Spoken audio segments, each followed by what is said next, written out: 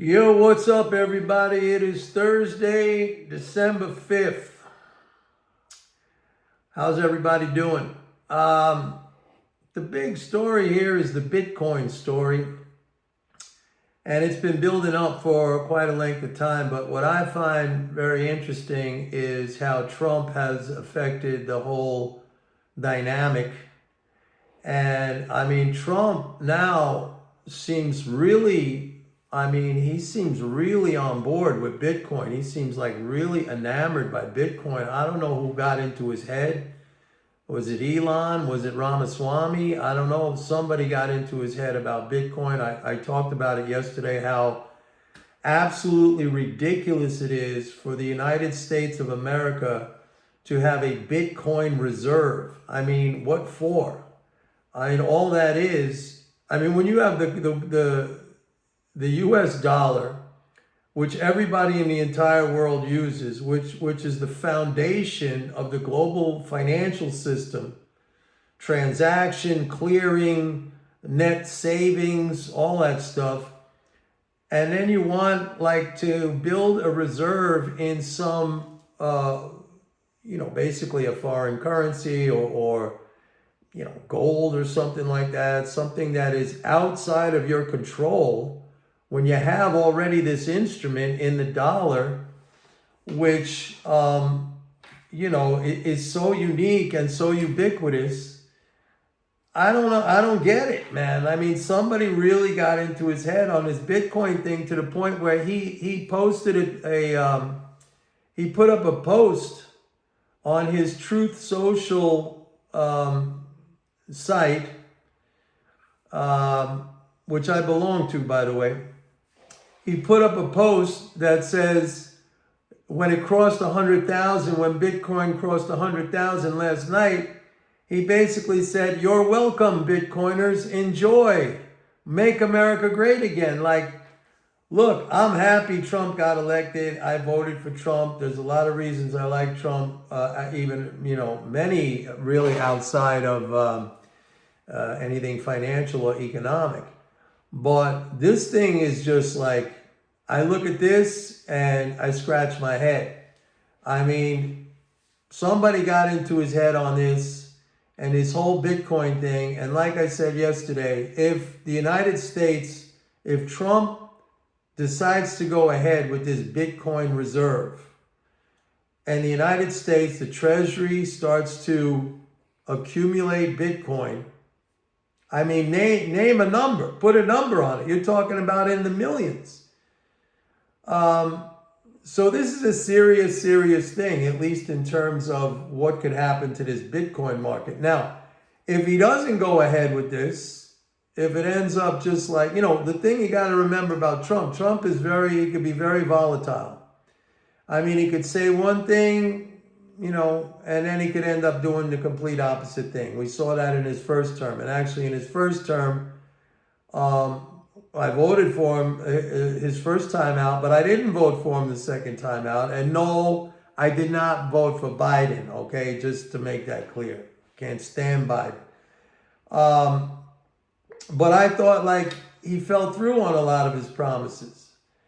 So I don't know what's going to happen. I mean, he's talking, right now very enthusiastically about this whole Bitcoin thing, but who knows? I mean, it's Trump, and he might completely fade away. But you have to suspect, or you have to expect, that his people close to him, and that would include Elon and Ramaswamy, and certainly his kids and stuff like that. They must have loaded up on Bitcoin when he was elected, knowing that he was going to come out and start making these statements, and that was going to juice the price up. These guys are all making a killing, but that's insider information. I don't get all wound up about insider information for reasons I've explained here many times in the past. The financial markets, to me, are an amazing, open environment to accumulate wealth. I go about it with a long-term perspective, with a macro perspective and a long-term perspective. I don't need to know. And by the way, for those of you who've been following me for any length of time, I told you stories about myself when I was a floor trader down in New York, where, I had inside information in the oil markets, and I made a killing because I was being provided with information before it actually hit the pits, and I was able to get in there, put on a position where I knew my guy would come in after me and jack up the price or sell it down, and every day like clockwork, it was a money machine. Okay? I don't have those situations anymore. I'm not looking for those situations anymore. Again, I believe that the financial markets, the stock market is an amazing, democratic, and it is, even though a lot of people gripe about it, how it's rigged and this and that.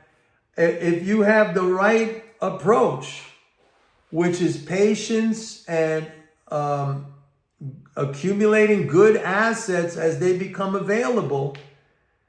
And if you start young, I kind of started in stocks kind of late in my career. I was a commodities trader. I was a futures trader through most of my career. I mean, it was only really when I started getting into stocks was really in the 2000s. Okay? But it's been the best move I ever made. So I don't get all worked up. Look, if, what's his name with Citadel? I keep forgetting this guy's name. But anyway, this hedge fund guy. If he wants to spend millions and millions of dollars and to put his servers down at the New York Stock Exchange or the data center out in Illinois with the CME, and he's able to kind of bribe people in Congress to allow that to happen, because this was at one time there was a bill in Congress that was going to ban that practice, that the algo shops front running orders, but it never passed. It never even came to a vote.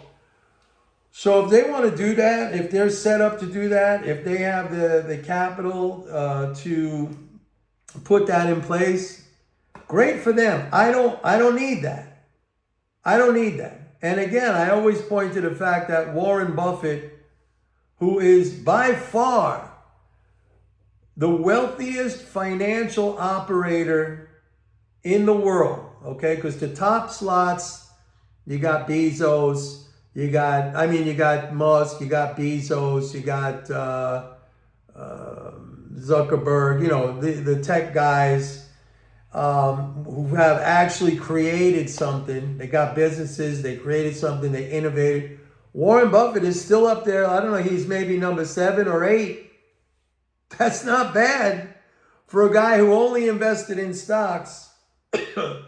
And a lot of his career was investing in stocks that anyone nowadays would consider very kind of staid and old-fashioned, things like Coca-Cola or insurance companies and stuff like that. But look, guy made an incredible fortune because he parlayed the concept, or he utilized the concept of time and the compounding of interest and profits. I always say that, this is something they should absolutely teach in school, because they teach so many things that are absolutely useless in school.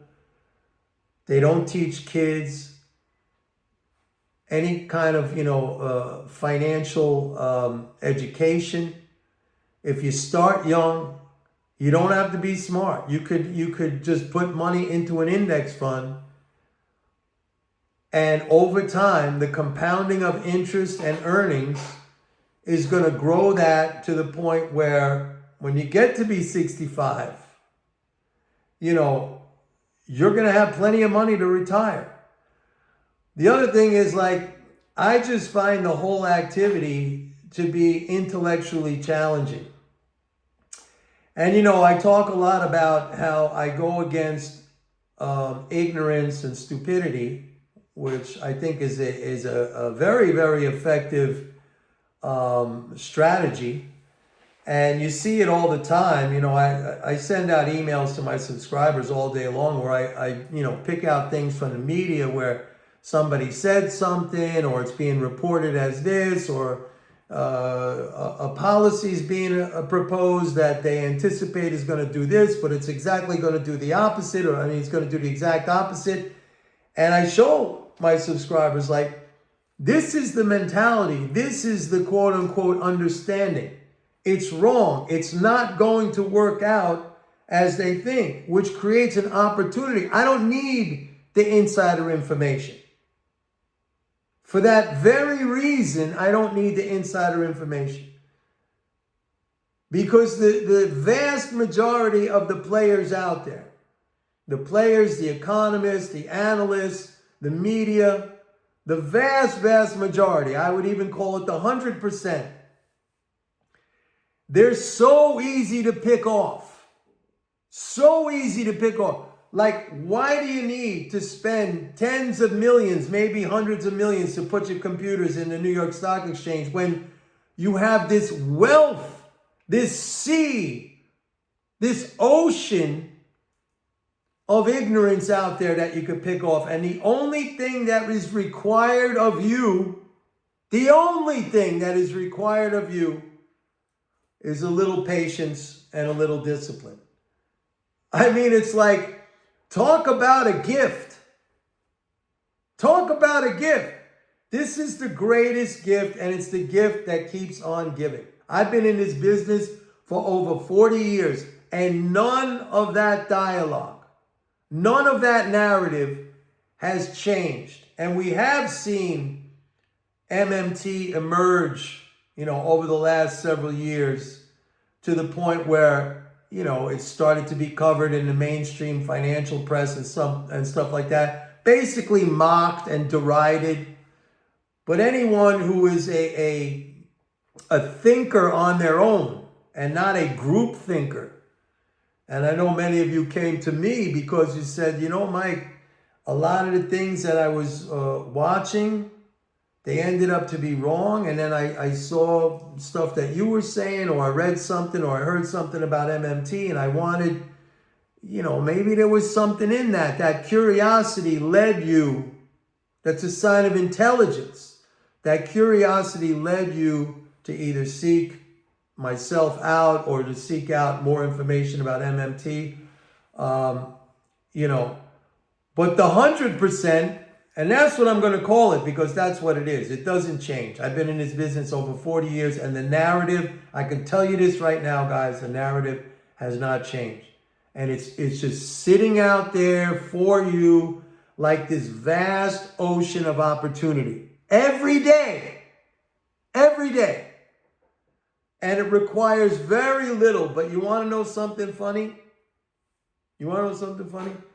That requirement, like patience and discipline, most people are not willing to go that far.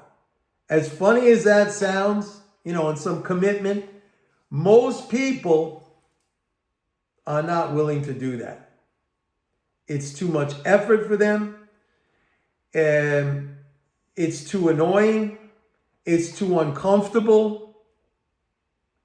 So they're out there looking for some system fairy that's going to make it happen for them. Anyway, not a whole bunch to say. I've been saying that November we had a cycle peak in the fiscal flows, and I said that we're going to start to kind of normalize again. Which, by the way, even normalized, the flows are very, very high.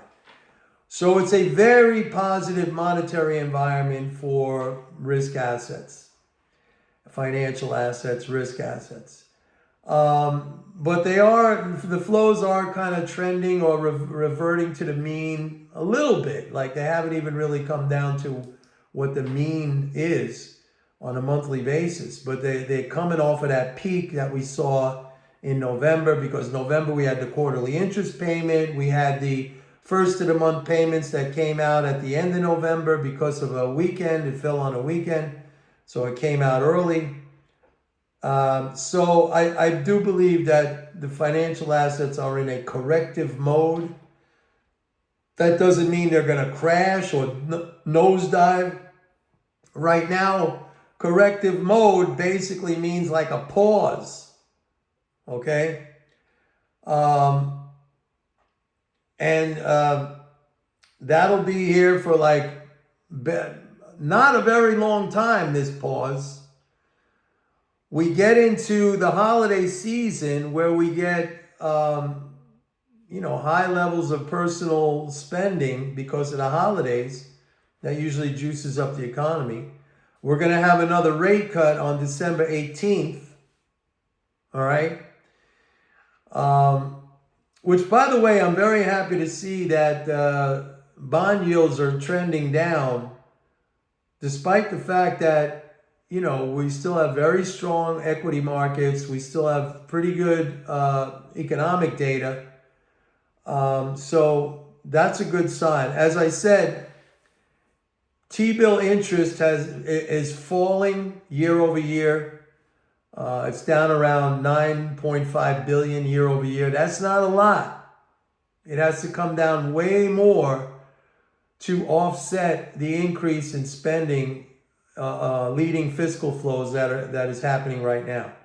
The third rate cut, which is going to come on the 18th, that'll help accelerate it a little bit. But not to any really significant degree. We're really talking about next year when a whole bunch of new things are going to happen. Remember, I did a lot of videos where I said, it's a whole new world next year, starting January 20th.